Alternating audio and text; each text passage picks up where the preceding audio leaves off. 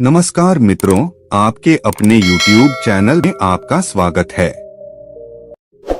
आज की जो कहानी है, आज का जो प्रसंग है, बड़ा ज्ञानवर्धक है, बड़ा मोटिवेशनल है। इसलिए वीडियो को पूरा देखें ताकि आपको संपूर्ण जानकारी हासिल हो। आज जो कहानी मैं आपको सुनाने जा रहा हूँ, ये कहानी एक सारस और उनकी पत्नी की कहानी है। ये कहानी बड़ी प्रेरणादायक है। इस कहानी को सुनने के बाद आपके घर में कभी भी किसी भी प्रकार का कोई कलेश नहीं होगा, कोई लड़ाई झगड़ा नहीं होगा। आपके घर में सदैव सुख शांति बनी रहेगी। इस कहानी को आप खुद सुने, अपने परिवार वालों को सुनाएं, अपने बच्चों को तो जरूर सुनाएं। इस कहानी को सुनने के बाद आपके बच्चे वो अच्छे संस्कार वाले होंगे। आपके बच्चे कभी भी कोई गलत ऐसा कार्य नहीं करेंगे जिनकी वजह से अपने माता पिता का सर नीचे को झुक जाए। इसलिए अपने बच्चों को इस कहानी को जरूर सुनाएं। कहानी शुरू करने से पहले जो लोग हमसे नए जुड़े हैं वो हमारे चैनल को सब्सक्राइब करें। शुरू करते हैं आज की प्यारी सी कहानी। एक पानी के तालाब के किनारे एक सारस का जोड़ा रहता था। उनका जीवन बड़ा सुखमय था। वो दिन भर पानी में अपना पेट भरते, अपना भोजन खाते, उसके बाद पानी के किनारे पर वहीं पे बैठ जाते। कहीं दूर जाने की जरूरत नहीं थी। इसी तरीके से उनकी दिनचर्या चल रही थी। उनका जीवन व्यतीत हो रहा था। कुछ दिन को बाद में सारस की पत्नी गर्भवती हो जाती है और जब वो गर्भवती होती है तो वो अपने पति से कहती है कि पिया जी, अब हमें यहाँ से कहीं दूर चलना चाहिए। हमें किसी ऐसी स्थान की तलाश कर दीजिए जहाँ पर हम सुकून से रह सके और लंबे समय तक रह सके, क्योंकि आज के बाद सिर्फ आप ही भोजन लेके आओगे। मैं सिर्फ अपने अंडों पे बैठूंगी। आप हमें और हमारे बच्चों को भोजन लाके देंगे, तभी हम भोजन खा पाएंगे। तो हमें ऐसे स्थान की जरूरत है जहाँ पे हमें भरपेट भोजन मिले, पौष्टिक भोजन मिले। तो सारस अपनी पत्नी से कहता है कि प्रिय, इस तालाब के अंदर भी बहुत सारा भोजन है जो हमसे कभी भी खत्म नहीं होगा। इसलिए आप निश्चिंत रहें, आप चिंता न करें। वो सारस अपनी पत्नी को ये बातें कहता है कि तुम चिंता मत करो, तुम शांति से रहो। कुछ दिन निकलने के बाद उस सारस की पत्नी अंडों को जन्म देती है। जब वो सारस की पत्नी अंडे देती है, अंडे देने के बाद वो सिर्फ अंडों पे बैठ जाती है और अब अंडों पे बैठी बैठी अपने पति पे हुक्म चलाती है। अब उसको जभी भी भूख लगती, अपने पति से कहती और बड़े रौब से वो कहती कि जाइए हमारे लिए और भोजन लेके आइए। अब उसका पति तालाब के अंदर जाता और मछलियां वगैरह ढूंढ के अपनी पत्नी को लाके देता। अब उस सारस की पत्नी जैसे ही उसका पति भोजन लाके देता, वो तुरंत खा जाती और फिर से अपने पति को हुक्म देती कि अभी मेरा पेट नहीं भरा है, इसलिए आप और भोजन लेके आओ। तो उनका पति फिर से जाता और फिर से ढूंढ करके अपनी पत्नी के लिए वो भोजन ले गया था। अब वो जैसी लाके देता, तुरंत उसकी पत्नी खा जाती और फिर से अपने पति को हुक्म करती कि जाओ फिर से भोजन लेके आओ, अभी मैं बहुत भूखी हूँ। अब उस सारस को अपना पेट भरने के लिए भी भोजन नहीं था, क्योंकि वो जितना भोजन ढूंढता उतना ही अपनी पत्नी के लिए ले जाता।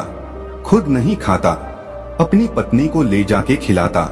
लेकिन उसकी पत्नी दिन भर भोजन करती, उसके बाद भी उसका पेट नहीं भरता। जैसे ही उसका पति भोजन लेकर आता, तुरंत उसको दूसरा ऑर्डर कर देती। वो कहती कि तुरंत जाओ और भोजन लेके आओ। अब उसका पति दिन भर इसी काम में लगा रहता। पानी में जाता, पानी से भोजन ढूंढता और अपनी पत्नी को लाके देता। उसकी पत्नी तुरंत खा जाती, फिर ऑर्डर कर देती कि और लेके आओ, अभी मैं बहुत भूखी हूँ। तो फिर पानी में जाता और फिर से डुबकी लगा करके वो भोजन ढूंढता और फिर से लाकर अपनी पत्नी को देता। तब उसकी पत्नी फिर से खा जाती और फिर से ऑर्डर देती। ये सिलसिला कुछ दिनों तक लगातार चलता है। अब धीरे धीरे सारस बड़ा परेशान हो जाता है, धीरे धीरे सूखने लगता है, क्योंकि वो खुद वो भोजन नहीं खाता था। वो सीधा जो भी भोजन उसको प्राप्त होता था, सीधा अपनी पत्नी को ले जाके देता था। उधर उसकी पत्नी वो गुस्सा इस बात का निकाल रही थी कि उसने दूसरी जगह जाने के लिए अपने पति से कहा था, लेकिन उसने अपनी पत्नी की बात को नहीं माना था। उसने यही कहा था कि हम यहाँ पे रहकर भी हमारे बच्चों का पालन पोषण कर सकते हैं। इस तालाब में भी बहुत सारा भोजन है जो हमारे लिए पर्याप्त है। यह बात अपनी पत्नी से कहकर अपनी पत्नी को उसी तालाब में रोके रखा। इसीलिए अब उसकी पत्नी अपने पति को परेशान करने में, टॉर्चर करने में कोई कसर नहीं छोड़ती है। जब उसकी पत्नी अपने पति को टॉर्चर कर रही थी तो कुछ दिन निकल जाते हैं। कुछ दिन के बाद में सारस बड़ा परेशान हो जाता है।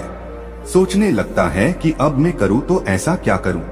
मैं दिन भर इतना सारा भोजन इकट्ठा करता हूँ, इतना सारा भोजन ढूंढता हूँ और सीधा अपनी पत्नी को ले जाके देता हूँ।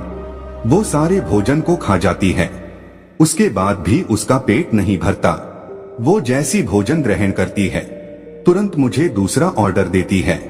कहती कि तुरंत जाओ और तुरंत और भोजन लेके आओ, अभी मैं बहुत भूखी हूँ।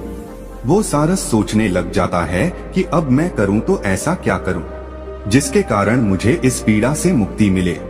वो हताश परेशान हो जाता है। धीरे धीरे उसका शरीर, उसका बदन सूखने लगता है। अब उसको काफी दिन हो जाते हैं भोजन खाए हुए। वो जितना भी भोजन ढूंढता सभी अपनी पत्नी को ले जाके दे देता। खुद भूखा प्यासा रहकर भी दिन भर पानी में भोजन की तलाश करता और जो भी भोजन उसको प्राप्त होता उसको तुरंत अपनी पत्नी को ले जाके देता। इसी तरीके से अब वो सारस धीरे धीरे बिल्कुल सूख जाता है। अब उसकी हालात इतने खराब हो जाते कि वो चलने के काबिल भी नहीं रहता, दौड़ने के काबिल भी नहीं रहता, उड़ने के काबिल भी नहीं रहता।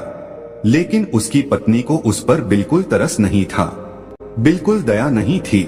अब तो कुछ दिनों के बाद उसके बच्चे और हो चुके थे। अंडों से बच्चे भी निकल आए थे। अब तो बच्चों को भी भोजन ले जाके देना पड़ रहा था, साथ में उसकी पत्नी को भी भोजन ले जाके देना पड़ रहा था। पहले तो वो सारस बीच बीच में थोड़ा भोजन खुद खा लिया करता था, लेकिन अब तो उसके बच्चे भी हैं और उसकी पत्नी भी है। अब तो वो एक निवाला भी नहीं खा सकता था। जितना भोजन उसको मिलता सभी भोजन को अपनी पत्नी को, अपने बच्चों को ले जाके देता, खुद एक भी निवाला नहीं लेता। अब धीरे धीरे सारस के हालात खराब हो जाते। अब वो बिल्कुल सूख जाता है, बिल्कुल हड्डियों का ढांचा बन जाता है। कहते हैं ना कि भूखा भजन ना हो गोपाला, ये पकड़ 3 कंठी माला। क्योंकि भूखे रहकर कोई भी जीव जंतु किसी भी कार्य को नहीं कर सकता। इसी तरीके से अब उस सारस की हालत इतनी खराब हो जाती है कि वो नहीं तो चल सकता, नहीं उड़ सकता, कुछ नहीं कर सकता था। अब वो सारस धीरे धीरे हड्डियों के ढांचे में बदल जाता है। उस सारस का मांस वो सब सूख जाता है।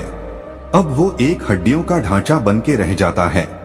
जब वो सारस हड्डियों का ढांचा बन जाता है, उसकी क्षमता नहीं रहती है। तब वो अपनी पत्नी से कहता है कि प्रिय, अब मैं सिर्फ कुछ दिनों का मेहमान हूँ।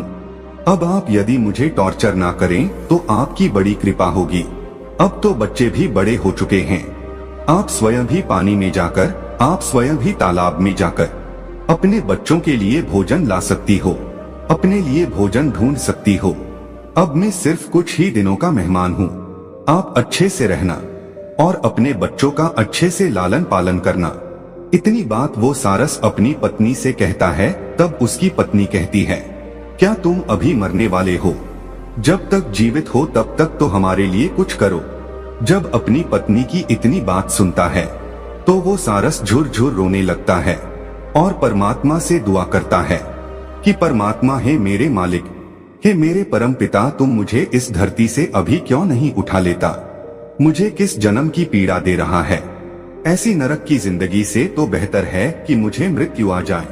अब वो सारस अपने परमात्मा से दुआ करता है, अपने मालिक से दुआ करता है और कहता है, मेरे मालिक, या तो तू मुझे उठा ले या इस नरक से मुझे मुक्ति दे। इतनी बात कहने के बाद अब वो सारस अपनी पत्नी से बात करना बंद कर देता है और मौन हो जाता है और ईश्वर का ध्यान करने बैठ जाता है। ईश्वर का ध्यान करते हुए कुछ समय उसको निकल जाता है। अब वो एक ही प्रण बना लेता है, ना ही वो कुछ भोजन ग्रहण करता है, ना ही पानी पीता है। अब वो सिर्फ भगवान का ध्यान करने के लिए बैठ जाता है। उसने ये वचन लिया, ये प्रण लिया कि मैं जब तक भगवान का भजन करूंगा तब तक या तो ईश्वर मेरे सामने नहीं आ जाते या फिर मेरे शरीर से प्राण नहीं निकल जाते, तब तक मैं भूखा प्यासा रहकर ही भगवान का भजन करूंगा। यही प्रण लेकर अब वो सारस भगवान की भक्ति करने के लिए बैठ जाता है।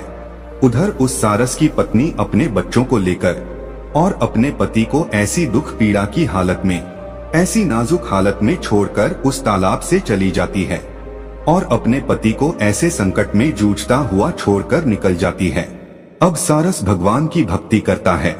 कुछ समय निकलने के बाद उसकी भक्ति से श्री हरि विष्णु प्रसन्न होते हैं। श्री हरि विष्णु उस सारस के समक्ष जाकर प्रकट होते हैं और उस सारस को वरदान देते हैं और कहते कि मांगो, तुम्हें क्या मांगना है। जब सारस श्री हरि विष्णु से कहता है कि प्रभु मुझे मेरी पत्नी का साथ दे दीजिए, वो सारस तब भी यही मांगता है, उसको और कुछ सूझता ही नहीं है। वो सिर्फ यही मांग पाता है कि मुझे मेरी पत्नी का साथ दे दीजिए। तो श्री हरि विष्णु कहते हैं कि तथास्तु, ऐसा ही होगा। वो सारस मांगना तो कुछ और चाहता था, लेकिन उसके मुख से यही निकलता है कि प्रभु मुझे मेरी पत्नी का सहारा दे दीजिए, मेरी पत्नी का साथ दे दीजिए। श्री हरि विष्णु ये आशीर्वाद देते हैं कि तथास्तु, ऐसा ही होगा। अब वो सारस अपनी पत्नी का सानिध्य पाता है। फिर से उसकी पत्नी उसको मिल जाती है। श्री हरि विष्णु की कृपा से उसके बच्चे और उसकी पत्नी उसको फिर से मिल जाती है और वो अपनी पत्नी के साथ दुख पीड़ा झेलता हुआ अपना जीवन व्यतीत करता है।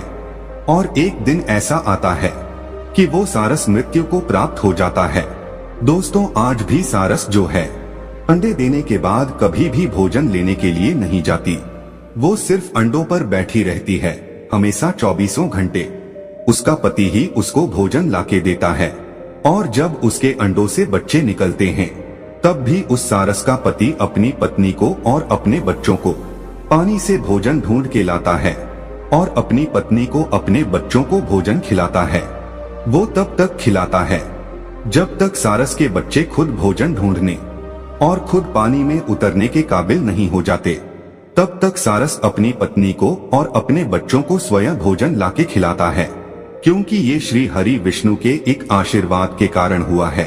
उस वक्त यदि वो सारस कुछ और मांग लेता तो हो सकता है वो अपने बच्चों का, अपनी पत्नी का लालन पालन नहीं करता, लेकिन उसने श्री हरि विष्णु से यही मांगा कि प्रभु मुझे मेरी पत्नी का साथ चाहिए। तो भगवान ने उनको ये आशीर्वाद दे दिया कि तथास्तु, ऐसा ही होगा। उसके बाद से सारस कभी भी आपको अकेली नहीं मिलेगी, वो हमेशा जोड़े में मिलेगी। जहाँ भी आपको नजर आएगी वो जोड़े में नजर आएगी। अकेली सारस आपको कहीं पे भी ढूंढने को नहीं मिलेगी। दोनों पति पत्नी का जोड़ा आपको हमेशा नजर आएगा। और जब वो अंडे देती है तो खुद अंडों पे बैठ जाती है और सारस अपनी पत्नी के लिए भोजन ढूंढ के लाता है और खिलाता है। इसी तरीके से उनका जीवन व्यतीत होता है। दोस्तों, ये कहानी अब समाप्त होती है। तो दोस्तों, यह कहानी आपको कैसी लगी हमें कमेंट सेक्शन में जरूर बताना और अच्छी लगी हो तो इस चैनल को सब्सक्राइब जरूर कर लेना।